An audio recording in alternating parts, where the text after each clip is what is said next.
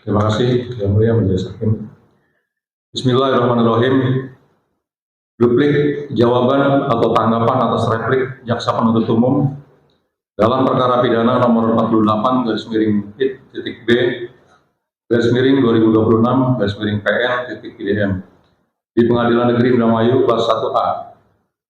untuk dan atas nama terdakwa. Nama lengkap Rio Bagustiawan bin almarhum Murjono,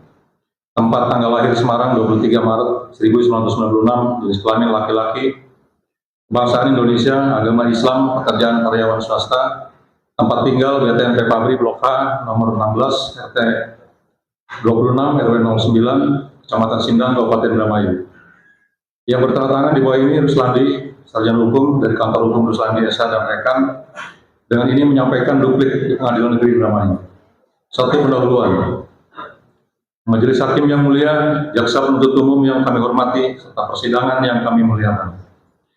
Pertama-tama, pada kesempatan ini kami advokat penasihat hukum terdakwa memanjatkan puji dan syukur kehadirat Ilahi, Tuhan yang Maha Kuasa, pencipta langit dan bumi serta segala isinya. Karena atas berkat dan rahmat-Nya lah kita diberi kelimpahan kesehatan sehingga dapat menyelesaikan tahap demi tahap acara persidangan. Sehingga nota pembelaan duplik atas replik yang dibacakan oleh Jaksa Penuntut Umum pada hari Senin, tanggal 29 Juni 2026 dapat kami sampaikan ke persidangan yang kami muliakan ini. Sebagai tahap terakhir sebelum Majelis Hakim yang mulia menjatuhkan putusan atas perkara ini.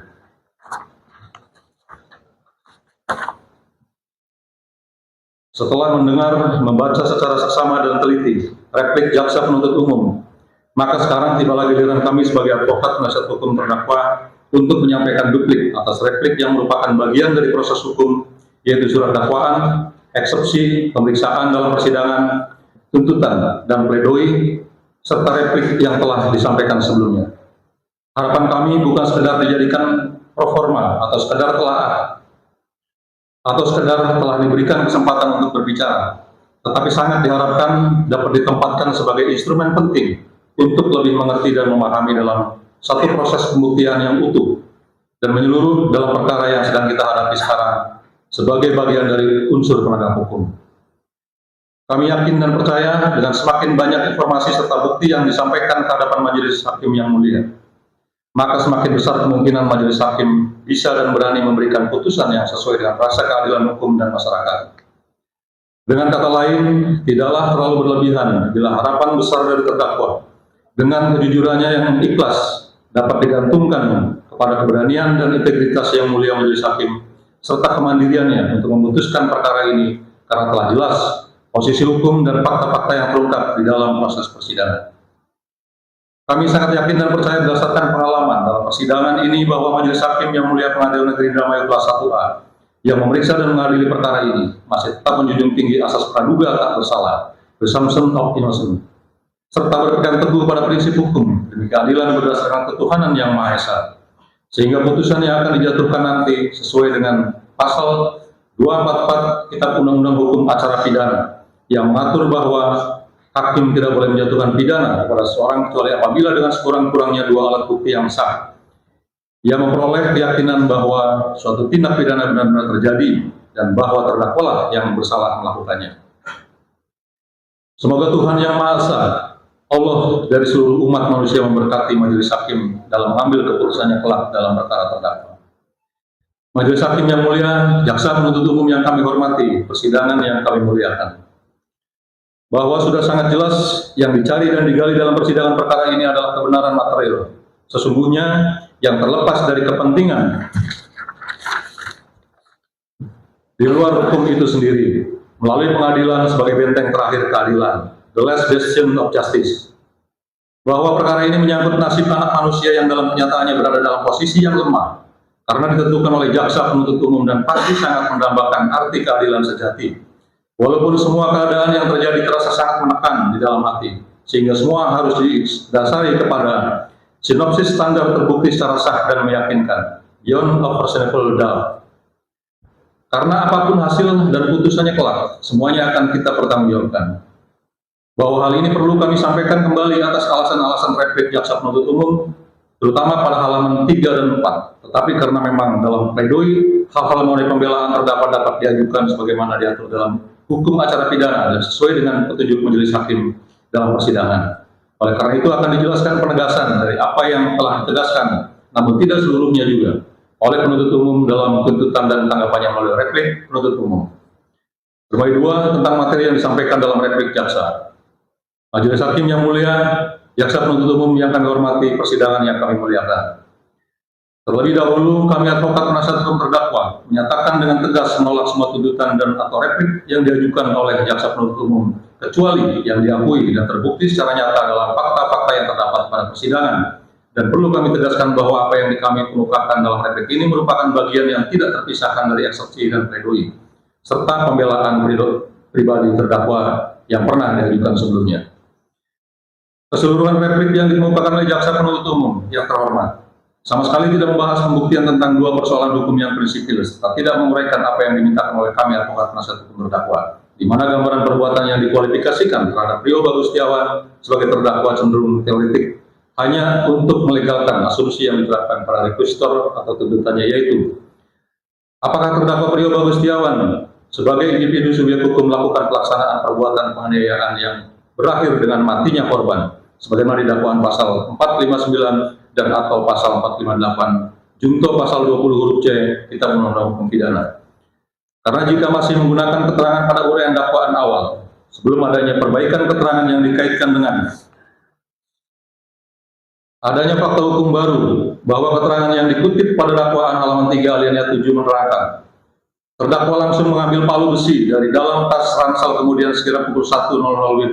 pada saat korban Budi Awaludin hendak masuk ke dalam ruang tamu melalui pintu samping rumah, lalu terdakwa langsung memukulkan palu besi tersebut dengan menggunakan tangan kanan ke kepala bagian belakang sebelah kiri korban Budi Awaludin sebanyak 1 kali, hingga korban Budi Awaludin menjadi lemas dan terjatuh. Selanjutnya terdakwa menyerahkan palu besi tersebut kepada saksi Rini Rifanto, dan saksi Rini Rifanto memukulkan palu besi tersebut kepada korban Budi Awaludin yang sudah terjatuh ke tanah dengan posisi miring sebanyak 2 kali yang mengenai bagian kepala sebelah kiri dan bagian leher, hingga korban Budi Awaludin mengeluarkan banyak darah dari kepala dan berubah posisi menjadi tengkurap di tanah dan tidak bergerak lagi. Padahal kejadian penganiayaan dan penghilangan nyawa Budi Awaludin sebagai perbuatan awal dari serangkaian penghilangan nyawa terhadap 5 korban lainnya tidak dilakukan di rumah Haji Syahroni, akan tetapi dilakukan di kios sembako milik korban yang berjarak kurang lebih 100 meter, dan terdakwa Rio Bagus Setiawan hanya berdiri di dekat pintu kios atau setidak-tidaknya berada di bawah rolling door kios depan yang belum tertutup, karena tidak terdapat fakta baik keterangan dalam berita acara pemeriksaan terlebih fakta di persidangan pintu rolling door terbuka atau tertutup, dan jika tertutup siapakah yang menutupnya, untuk membatasi penglihatan orang dikarenakan posisi kios di pinggir jalan sebagai bentuk bantuan tindak pidana dari terdakwa, sehingga jika terdakwa melakukan perbuatan atau tindakan menutup pintu rolling door seperti itu, patutlah diduga terdakwa terbukti memiliki kehendak yang sama atas matinya korban Budi Awaludin. Sebaliknya tidak terdapat pula bukti sebagai fakta hukum di mana terdakwa Rio Bagus Setiawan tidak melakukan tindakan apapun.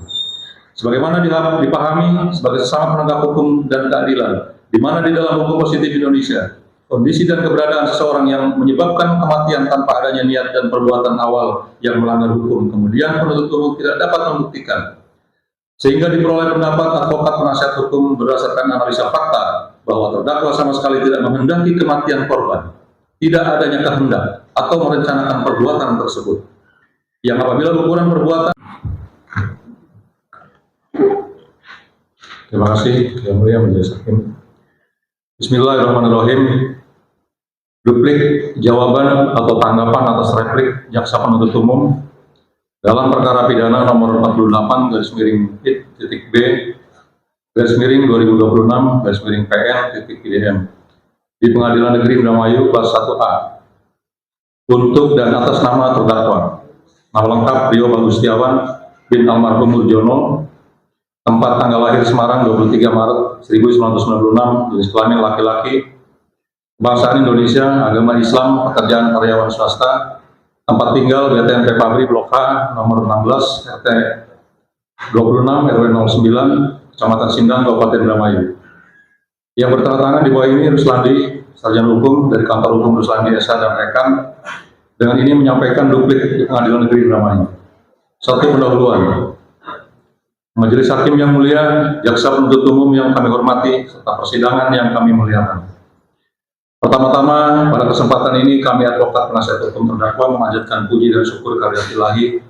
Tuhan yang Maha Kuasa, Pencipta langit dan bumi, serta segala isinya. Karena atas berkat dan rahmat-Nya lah, kita diberi kelimpahan kesehatan sehingga dapat menyelesaikan tahap demi tahap acara persidangan.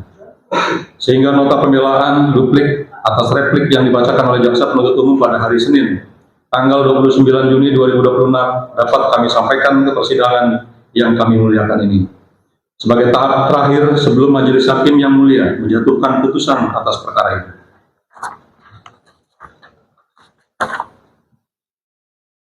Setelah mendengar, membaca secara seksama dan teliti replik Jaksa Penuntut Umum, maka sekarang tibalah giliran kami sebagai advokat penasihat hukum terdakwa untuk menyampaikan duplik atas replik yang merupakan bagian dari proses hukum, yaitu surat dakwaan, eksepsi, pemeriksaan dalam persidangan, tuntutan, dan pledoi, serta replik yang telah disampaikan sebelumnya. Harapan kami bukan sekedar dijadikan proforma atau sekedar telah diberikan kesempatan untuk berbicara, tetapi sangat diharapkan dapat ditempatkan sebagai instrumen penting untuk lebih mengerti dan memahami dalam satu proses pembuktian yang utuh dan menyeluruh dalam perkara yang sedang kita hadapi sekarang sebagai bagian dari unsur penegak hukum. Kami yakin dan percaya dengan semakin banyak informasi serta bukti yang disampaikan ke hadapan Majelis Hakim yang mulia, maka semakin besar kemungkinan Majelis Hakim bisa dan berani memberikan putusan yang sesuai dengan rasa keadilan hukum dan masyarakat. Dengan kata lain, tidaklah terlalu berlebihan bila harapan besar dari terdakwa dengan kejujurannya yang ikhlas dapat digantungkan kepada keberanian dan integritas yang mulia Majelis Hakim serta kemandiriannya untuk memutuskan perkara ini karena telah jelas posisi hukum dan fakta-fakta yang terungkap di dalam proses persidangan. Kami sangat yakin dan percaya berdasarkan pengalaman dalam persidangan ini bahwa Majelis Hakim yang mulia Pengadilan Negeri Indramayu kelas 1A yang memeriksa dan mengadili perkara ini masih tetap menjunjung tinggi asas praduga tak bersalah, presumption of innocence, serta berpegang teguh pada prinsip hukum demi keadilan berdasarkan ketuhanan yang Maha Esa, sehingga putusan yang akan dijatuhkan nanti sesuai dengan pasal 244 Kitab Undang-Undang Hukum Acara Pidana yang mengatur bahwa hakim tidak boleh menjatuhkan pidana kepada seseorang kecuali apabila dengan sekurang-kurangnya dua alat bukti yang sah yang memperoleh keyakinan bahwa suatu tindak pidana benar-benar terjadi dan bahwa terdakwalah yang bersalah melakukannya. Semoga Tuhan Yang Maha Esa, Allah dari seluruh umat manusia memberkati Majelis Hakim dalam mengambil keputusannya kelak dalam perkara terdakwa. Majelis Hakim yang mulia, Jaksa Penuntut Umum yang kami hormati, persidangan yang kami muliakan, bahwa sudah sangat jelas yang dicari dan digali dalam persidangan perkara ini adalah kebenaran material sesungguhnya yang terlepas dari kepentingan di luar hukum itu sendiri melalui pengadilan sebagai benteng terakhir keadilan, the last bastion of justice,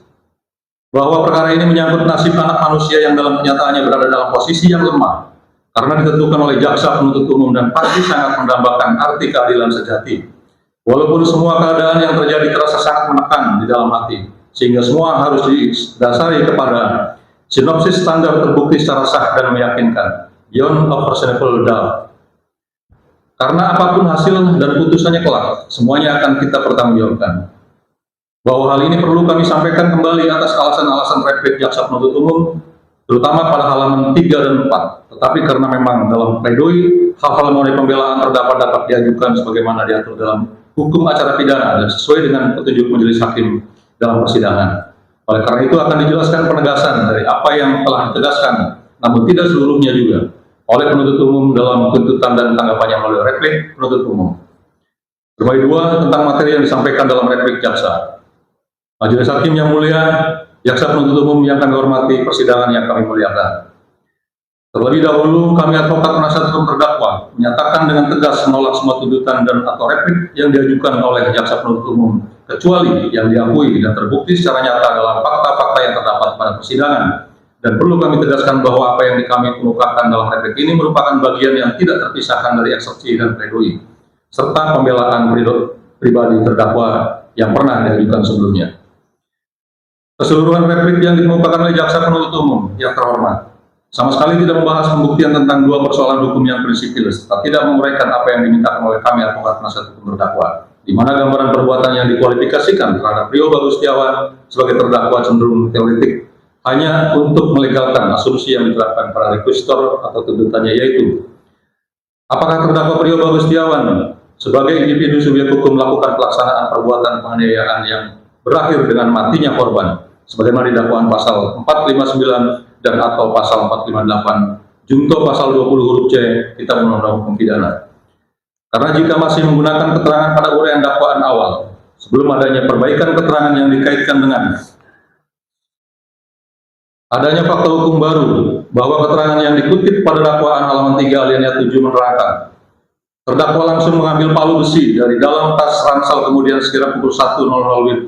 pada saat korban Budi Awaludin hendak masuk ke dalam ruang tamu melalui pintu samping rumah, lalu terdakwa langsung memukulkan palu besi tersebut dengan menggunakan tangan kanan ke kepala bagian belakang sebelah kiri korban Budi Awaludin sebanyak 1 kali hingga korban Budi Awaludin menjadi lemas dan terjatuh. Selanjutnya terdakwa menyerahkan palu besi tersebut kepada saksi Rini Rifanto dan saksi Rini Rifanto memukulkan palu besi tersebut kepada korban Budi Awaludin yang sudah terjatuh ke tanah dengan posisi miring sebanyak 2 kali yang mengenai bagian kepala sebelah kiri dan bagian leher hingga korban Budi Awaludin mengeluarkan banyak darah dari kepala dan berubah posisi menjadi tengkurap di tanah dan tidak bergerak lagi.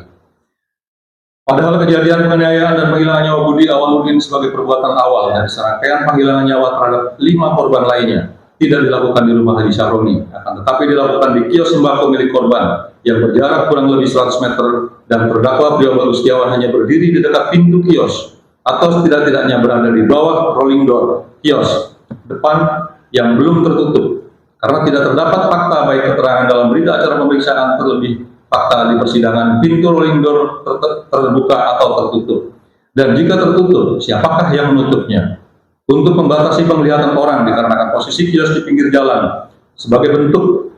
pembantuan tindak pidana dari terdakwa, sehingga jika terdakwa melakukan perbuatan atau tindakan menutup pintu rolling door seperti itu patutlah diduga terdakwa terbukti memiliki kehendak yang sama atas matinya korban Budi Awaludin. Sebaliknya tidak terdapat pula bukti sebagai fakta hukum di mana terdakwa Rio Bagus Setiawan tidak melakukan tindakan apapun.